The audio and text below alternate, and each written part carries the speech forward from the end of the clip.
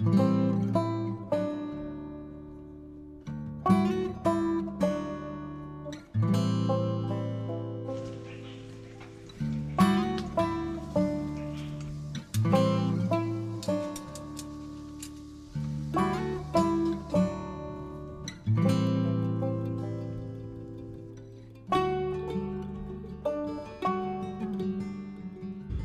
back to the channel, folks.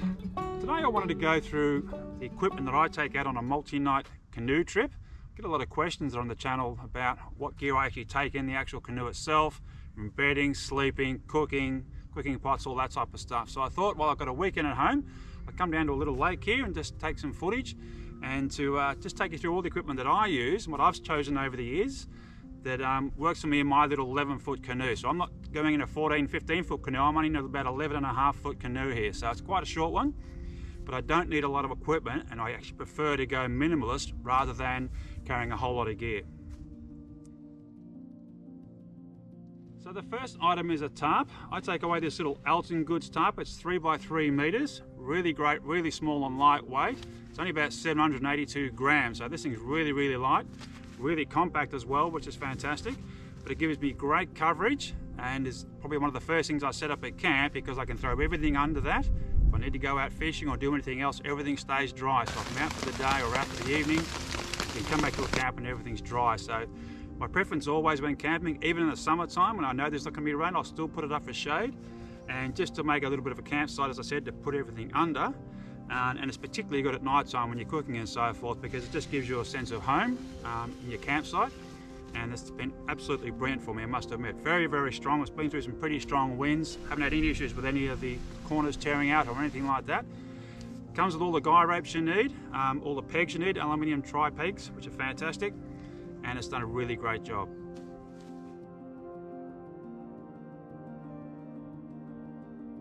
So tent-wise, I've chosen this little Big Agnes Copper Spare ULV2 tent. Weighs 1.42 kilograms, very, very light, a little bit fragile, but I wanted something that was small, compact and light. It didn't take up a lot of room.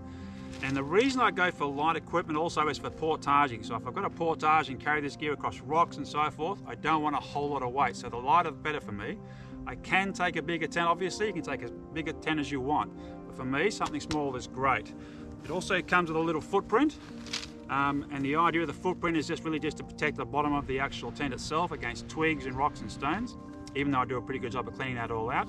But once again, very, very small and thin, weighs almost nothing, maybe 70, 80 grams at the most. So that is a really good setup. Okay, sleeping mat. I've got a Cedar Summit Etherlite XT. This is the long version, about 625 grams, an excellent mat.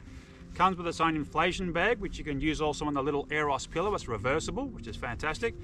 The idea of the inflation bag is obviously it's much easier to inflate the actual mat itself, but it also keeps the moisture out of the inside of the mat, which has been an issue with some of the self-inflating mats over the years. If you get too much moisture in some, they get moldy. You basically got to throw it away. So this has been really, really great. I'm a side sleeper, so it's hips and shoulders on this guy, and it is just super comfortable. Pillow wise, it's just a little Cedar Summit Eros premium large pillow. As I said before, I'm a side sleeper, so I actually use a 2-pillow system. This one's a really good base pillow. It comes with a locking system that locks onto the mat as well, which is good, so it doesn't actually move all night. It just sits there nice and solid, and that's been an absolute boon, I must admit. And as you can see, really super compact, almost no weight at all. It's maybe 50-60 grams. The second pillow, as I mentioned, is a little Nemo Philo pillow, 260 grams. The reason I use this little guy, it's not as compact as the other ones, but it's far more comfortable to sleep on. The problem with the other little Eros ones and so forth is to get the height, you have to have them drummed tight, and then it's quite uncomfortable for the side of your head. So this one comes with a nice spongy filling underneath the actual air bladder itself. So I put this one on top of the little guy, and that gives me the height I need to sleep on my side, but it's also much softer and makes for a very, very good night's sleep, I must admit. Now, from a sleeping point of view, I have a 3-bag system. First one is just a little cotton liner. I'm not sure how much this little guy weighs. It's just a little Cedar Summit long cotton travel liner. I use this one because it's really good in the summertime. As I said, I'm in subtropical Queensland, so in the middle of summer and the humidity, all you really need is either this over draped over you or at most over the bottom of your legs or something, just to give you a bit of comfort. but I use that then with a liner as to the other 2 sleeping bags as well. So my first little sleeping bag is ultra compact, as you can see. It's just a synthetic sleeping bag. It's only good to about plus 10 degrees. And this guy's the little Roman Palm 1 compact sleeping bag, and it weighs 800 grams, but that's only good to plus 10 degrees Celsius. So once again, this is your autumn, spring type of sleeping bag. Colder nights, you put the liner in, gives you that other 2 or 3 degrees Celsius as well, but really, really small and light, which is fantastic. So this gets used probably 80% of the year here in Queensland. It only really gets cold for about 3 or 4 months of the entire year, and even then if it's only out west where you're getting that colder weather. So I've had this for a lot of years. It's been absolutely bulletproof. You can also unzip it and make it into a duvet, which is also a very flexible option on those warmer nights. You can just kick it off and pull it on as you need. And that's been an absolute godsend as far as sleeping bags are concerned. So last year I decided to get myself into a down sleeping bag for the winter months. This one's a Cedar Summit Trek TK, 650 loft, but it's good to minus 8 degrees and weighs 1.8 kilograms. So it's a little bit bigger and heavier, but this thing is just fantastic on those cold nights. So I get down to about -5, -3, never to 0, but certainly right down close to those sort of numbers. And this has been absolutely brilliant. In fact, most nights it's probably a little bit too hot. But like the other sleeping bag and most modern sleeping bags, you can also open it out to be a duvet. But it's a beautiful, soft, comfortable sleeping bag. Fluffs up really well, compact. Comes also with a storage bag, which I really like, which is about 3 times the size of this, to store it over the summer months and so forth. Once again, a great investment. Really happy with the Cedar Summit products. They make excellent products, and this one's certainly been really great to sleep in.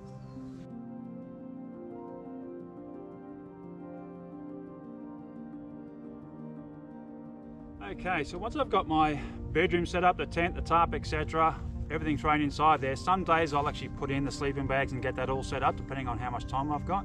Other days I'll just throw it all in and I'll do it once I get to bed that night. Seating wise, I'm using this little Trekology Easy Go, spelt with a Y, 925 grams. This thing is super comfortable. Have to admit, I would not go camping without this chair now. It just creates so much comfort at night time, during the day and so forth, just to be able to relax around camp. Super portable. You'll see in different videos, I take it down to the river, I'll take it wherever I'm going just to sit down, have a beer, look at the stars, cup of tea and so forth. It's a really, really great little chair. Super compact, as I said, 925 grams and worth every cent. So you would have seen plenty of times, I'm sure, in camps and so forth, me set up with these 2 different types of coolers or Eskys. This one's a little 22-litre Esky. This one is absolutely brilliant. Keeps your beer or your food ice cold. Now I travel always with fresh food. I'm not interested in dehydrated foods unless I'm doing something ultra light where I've got to carry a lot of gear and so forth. I might, but very, very rarely. There's no reason today why you can't take out a cooler that size, or in the winter time when I don't need something quite as good from a cooling perspective. I can even take this little guy out, just a little bit of cool food in it. And then I have another food bag that I use for dry foods and so forth, and ingredients. But these guys will carry things like meat, beer, cheese, butter, that type of stuff, and milk, fresh milk. So that you don't have to take away all this dehydrated stuff. You don't have to take away UHT milk and so forth, or creamers or powdered anything. Take fresh food. You're in a canoe, you've got the room. This guy goes behind my seat, and this guy goes tucked in under the back of the seat as well. Takes up almost no room. So these are really, really great, and a big difference when you're camping. I much prefer to be able to eat fresh food than to suffer through packet noodles and all that type of stuff. There's just no need in this day and age to do that. These coolers will keep it ice cold, even in the middle of summer here in Queensland and the tropics or subtropics. It'll keep my food and beer really, really cold, which is really well worth it.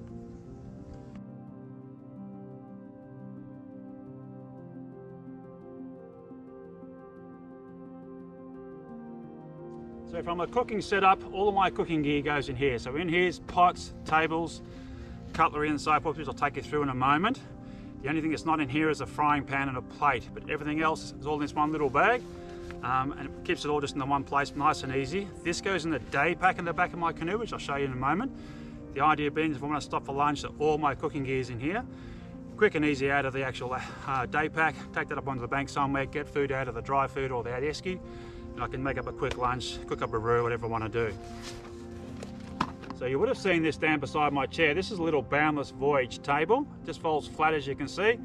This is at the bottom of the bag. It's about 350 grams, but well worthwhile. It's just nice to have something beside the chair other than your Esky to put hot things on, hot pans, hot cups of tea and so forth, but also things like salt and pepper, milk, anything you're using to cook with. It's just handy to have somewhere out of the dirt and the sand to be able to put that on. and that's been an excellent investment. My younger brother recommended getting one, and I have to say it's been a really great idea, and I use it every single time that I go camping. Now, from a cooking perspective, as you would have seen in my more recent videos, I bought a firebox stove, or as my daughter says to me, my beloved firebox stove. It's fair call, because I do absolutely love this thing. It's brilliant. It is heavy. It weighs more than 1 kilogram. I've got the full kit with the different grill plates and so forth, and it weighs a lot. But it's worth every single gram to me. So I take that out in this little bag here. But inside I also carry a couple of the fat wood sticks. These are the best fire lighters you can get. These things are waterproof. Obviously very, very good for the environment because it's just natural timber. You're not chemicals, it's not cotton or anything like that. I take a couple of those things to start fires with. Use it with starting the firebox as well. Shave a little bit off the top. You can light it with a cigarette lighter. You can make it really fine and just light it with a sparker or igniter. So that's been a really great investment, and I'm really happy with that. Cooking pot wise, I've got this little GSI Pinnacle Soloist 2 cooking pot. It's about 305 grams. This thing's absolutely brilliant. In here it comes with a little plastic cup, which I'll show you in a moment. And it's also got enough room for a little stove. So I have also a MSR Pocket Rocket 2 stove. I can put that in here as well, and a little canister in the bottom, and it's just a compact little setup. The way I've got it set up at the moment though, as I'll show you in a moment, I also have cups in here. I have the actual Trangia stove inside here instead, because I'm not using the canister stove anymore. I've tried to revert back away from that, using the little Trangia one if I desperately need it, or otherwise just using timber in the actual firebox stove itself. So, inside the actual bag itself, the bag itself is really clever. It's actually waterproof, so you can actually hold water in this. So this actually is your washing up bucket. You can fill that with water and soap and so forth, and use that to wash your dishes if required. As I said, the pot itself is great. It's a lovely light aluminium, it's fully anodized, and the actual lid has holes in it so you can use it to strain goods as well, which is great. Little insulated cup. I don't actually use the cup, I must admit. It's a bit too short and flat for my liking, but it is insulated, which is nice. Just a little bit of neoprene on it. That's quite good, but that'll actually fit the canister underneath. Little titanium cup. This is about a 440ml one. Weight wise, no idea, maybe 15-20 grams. Super light. It's a nice one off Amazon. A couple of lighters. The actual little Trangia stove that goes inside the cup, which is great. A couple of lighters, as I said. The Trangia came with a little Trangia stove setup you can put on if you're going ultra lightweight. It just sit on top of the actual Trangia stove itself. And on top of all of that just sits one of these little sit on top cup coffee drippers. These are really great. If you want to take out ground coffee and so forth, you can put it on top of your cup and obviously just pour water through that. But you can also use it for things like thermos cups and so forth, and thermal mugs, and also big thermal bottles and so forth to fill them with coffee if you want as well, because you can just put in as much coffee as you want and keep adding it, keep adding it, and keep adding it. So they're really good actually. All of that just folds up inside there and is nice and compact. Other items I have in that bag is one of these long titanium spoons, little Cedar Summit one. Really great if you do have dehydrated food, but also really great in that pot if I'm actually making up a pasta dish or something like that, where you just need a longer spoon. That is a quite handy one. Just a generic old timber spatula, great for pancakes in your frying pan, that type of thing. Weighs nothing once again, just a generic one. Titanium cutlery set, you can get these anywhere. These ones are Finesse City, would you believe, off Amazon. Quite cheap, but just great little ones. They've actually got little spanners in the end of them even. But once again, titanium is really good, it's really strong, but weighs absolutely nothing. A couple of knives, a little hunting knife, it's a little skinny knife I've had since I was about 16. Just an old timer one, it's a great little knife. I'd actually like to get myself a Bushcraft knife at some point in time, just so I can use it for splitting wood and so forth, but this one's just a handy little knife around camp. Cooking wise, I use a little Opinel knife. I use the carbon bladed ones. These are absolutely brilliant. Nice skinny little blade on it, cheap as chips. Got a really simple twisting locking mechanism so you can't cut yourself with the blade and so forth. Really light. Just a great little knife, I'll be honest. Holds its edge really, really well. Great for slicing up anything when you're cooking. And once again, folds up to nothing, and you can even lock it closed as well. Little shovel for going to the toilet, obviously. Must have one of those. A couple of hanks of rope, just extra as well. And of course, your ubiquitous gaffer tape as to repair anything around camp. Never had to use it, but I always take it because I guarantee the day I don't take it with me is the day I'm going to need it. So always take a roll of gaffer tape. Once again, why? Because I've got room. I see people putting around lighters and handles of knives and all that sort of stuff. I just take the roll with me. I've got room in that little bag, so why not?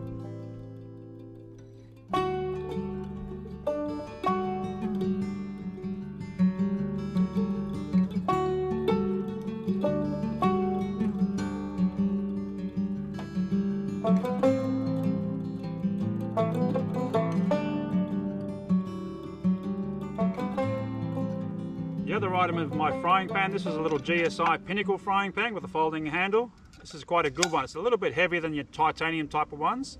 It's a stainless steel rim, aluminium sandwich and a non-stick interior. Really great little frying pan. This is the 8-inch version. You can also get a 10-inch version. A little bit heavier than your normal frying pans, as I said, but it's really sturdy.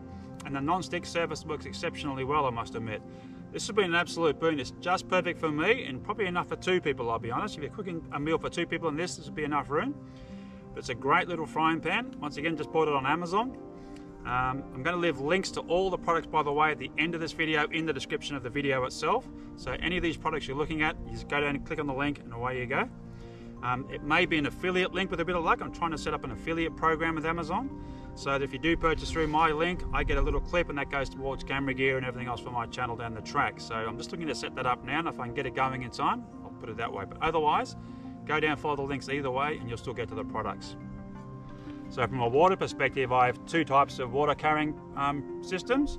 The first one is a Cedar Summit 6-litre tap pack. It's got a little tap at the bottom here, which you can just pull off and to fill and so forth. But otherwise, I hang this from a tree and you can just push the button, fill up your water. As I said, that's 6 litres. That's usually enough for a trip with a water bottle and so forth. If I'm now going freshwater though, I use one of these little Source 2-litre bladders. Comes with a little Sawyer inline filter, which is absolutely brilliant. And once again, I can just hang this from a tree, filter water out into cups, into bowls and bottles and so forth, and I've got endless amounts of water if I'm camping on a freshwater lake or river. And I think, generally speaking, this to me is a much better system because, as I said, it's endless water, but I'm not carrying 6 kilograms of weight either. So if I do have to move camp and so forth, or if I'm doing any portaging, I don't want to really be carrying around 6 litres of water if I don't have to. So for freshwater work, which is going to be on rivers, of course, this guy will stay home, and I'll just use this little filter. I can carry 2 litres in the actual pack itself in the canoe with myself. I've got a drink bottle in there as well. But around camp, I can fill this endlessly then and filter out the water, and it'll take out all the nasties and so forth. And I've already been using it on my Noosa trip and so forth, and it's been absolutely great. So from a lighting perspective around camp, I use this Luminade Pack Light Max 2-in-1 light. This little guy is really good. It's inflatable, solar powered, and you can also charge it from home. So the idea is you can just pull this out, blow it up, it hangs out.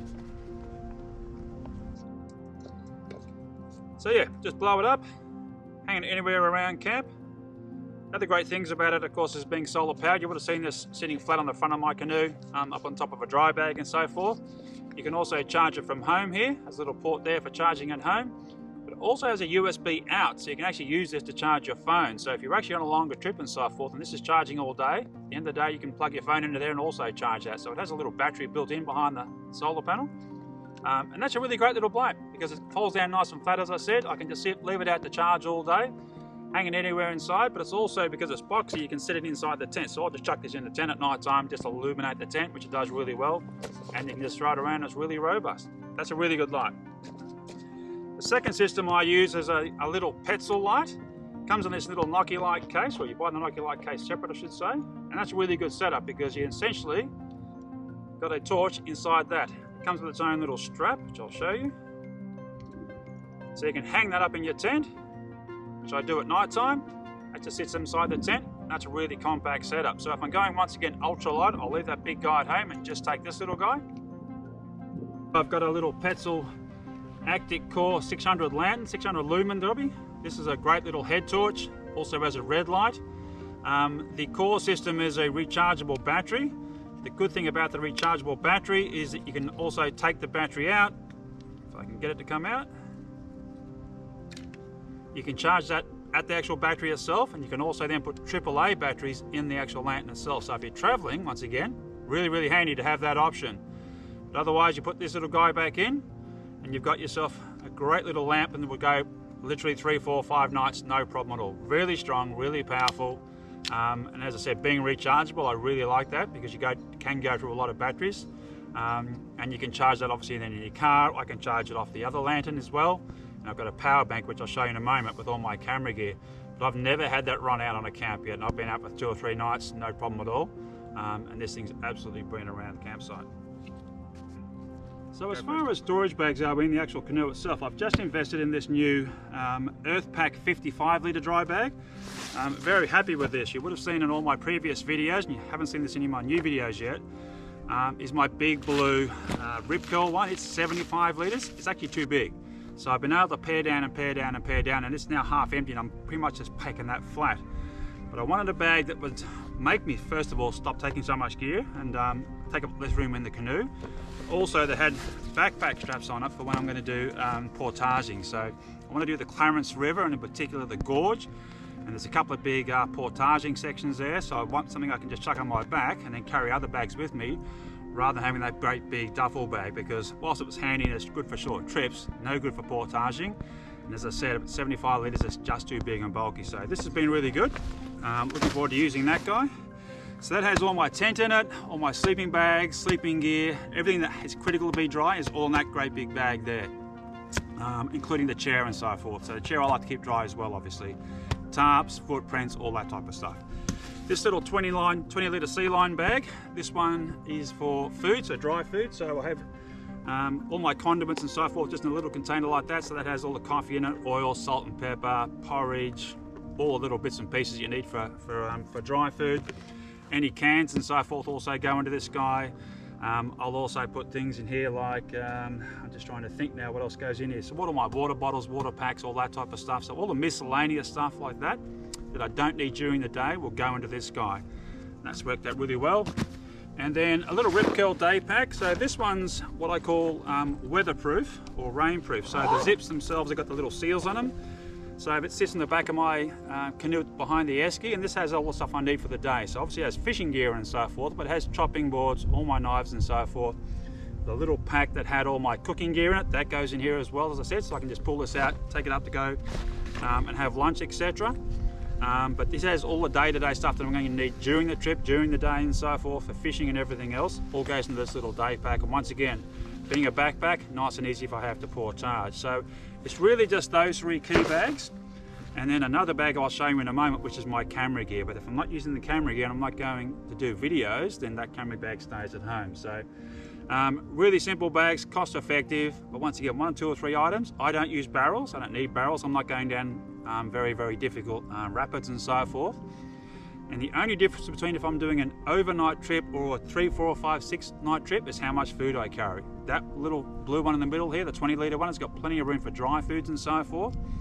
And that big Esky will hold enough food for probably 3 or 4 days, 5 days even, easily, no problem at all. So I don't need a great big barrel system. I'm trying to reduce the amount of gear that I'm carrying in the canoe. Keep it light, keep it simple, less to carry, less to set up, less to put away, and less to cart around in your canoe. And this program, or setup I should say, works for me really, really well. PFD wise, I've just got one of these Cedar Summit fishing versions. I really quite like this guy. Really handy having the pockets on the front here, places to hold your pliers, bits and bobs. In the other pocket though, I hold 2 items. So one is an old Leatherman multi-tool. This is one of the older version ones. I'm not sure what this one's a wave actually, so one of the older waves. Great to have a multi-tool with you, so I've always got that on my person or on my body whenever I'm in the canoe. So if I come out of the canoe and so forth, fall in the water, go down river away from all my gear, at least I've got a knife and multi-tool.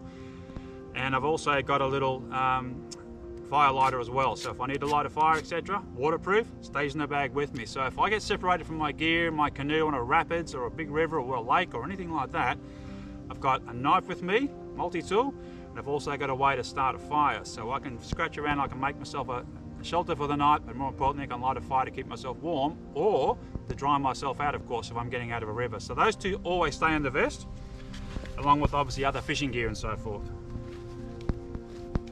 So the final piece of my equipment list is what do I film all my videos on? 2 GoPro 9s. That's what I use. That's what I'm filming everything on. That's what I'm filming on right now. I shoot in 4K, 24 frames a second. Several reasons why I use GoPros. Obviously the first one, I'm in a canoe, I'm on the water. These things are waterproof, not splash proof, not weatherproof. They can go down to 30 meters, 100 feet.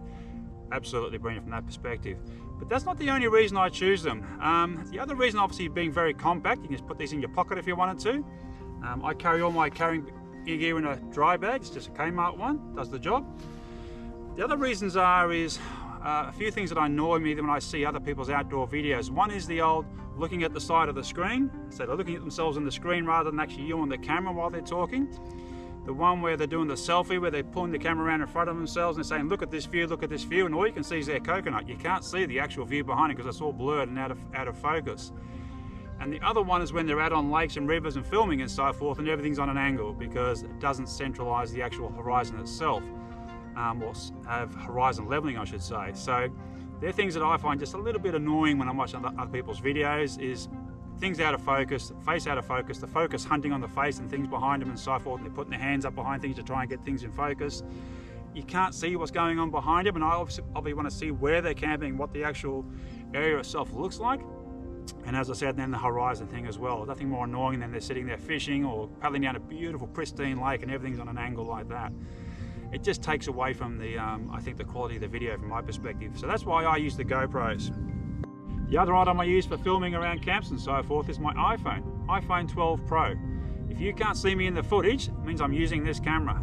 I use this for all my B-roll footage around camp, all those beautiful pictures you see of the sweeping views and so forth, all done on my iPhone. Shooting the same 4K, 24 frames a second, so it all matches up in the editing suite. Really simple, really easy, and I've always got it with me, so that's a really good asset. So the final piece is my drone footage. That's all done on this DJI Air 2S. Absolutely brilliant drone. Folds up really, really small. I bought it with the Fly More kit, which has 3 batteries. It also has a battery charger that I can use in the car as well. And obviously this little setup, the controller goes with your mobile phone. So that's absolutely brilliant. This is a really, really great drone. Super easy to fly. Once again, same camera settings, 4K, 24 frames a second, so it all matches up. And that's what I use to film all my drone footage with. Folds up super small, as I said, really light, and no brainer. As far as getting drone footage, this thing's absolutely brilliant. Next drone I'll get will be the little Mini 3 Pro, because once again it's even smaller again. But when this came out, this was the best drone value for money, and certainly from a size perspective, it's been absolutely brilliant. Apart from that, it's just things like I have a GoPro case here with all my GoPro accessories in it. That just goes inside the bag. I also take away a battery. This is about a 26,000 milliamp Anchor battery. It's a fast charging one. So when I get it set up at night time, I'll put this inside the tent on the little table, and then I'll set up the cameras. I can charge the GoPros on this, the mobile on this, lights and so forth. Anything that needs to be charging around camp, that'll do it. And this will last, once again, 5-day trip, no issue at all. That'll charge everything I need it to charge, and a couple of cables in that little case as well. And then for video lighting point of view, I've just got these little Lume cubes. This is the LCV2 Lume Cube. Absolutely brilliant little light. You can control it with an app on your mobile phone as well.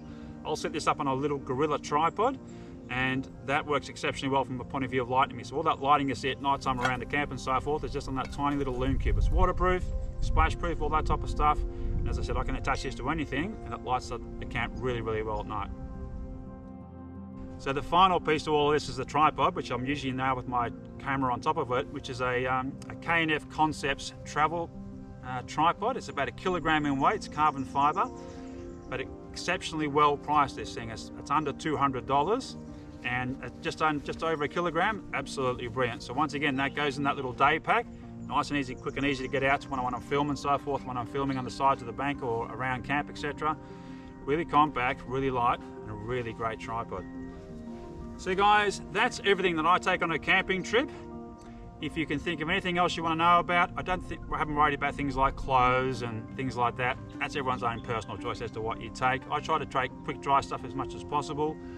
I also have things like a microfiber towel. I've got a little shower jacket in case it rains and so forth. But generally speaking, that's the main equipment I take away camping. If you've got any questions at all about any of the equipment or any thoughts as to why I chose equipment, please leave a comment down below. If you can't comment on YouTube, you can always ask me on Instagram or Facebook. I have pages on those two social media platforms as well. Thank you for watching through this video. I hope you enjoyed it. I hope I shared enough information on how you can set yourself up to go camping in a canoe or even backpacking. Most of this gear you can use for backpacking as well, outside of things like obviously the Eskys and the quilts and the like. Thank you for watching. Appreciate you doing that, and I'll see you all in the fight next time. Bye for now.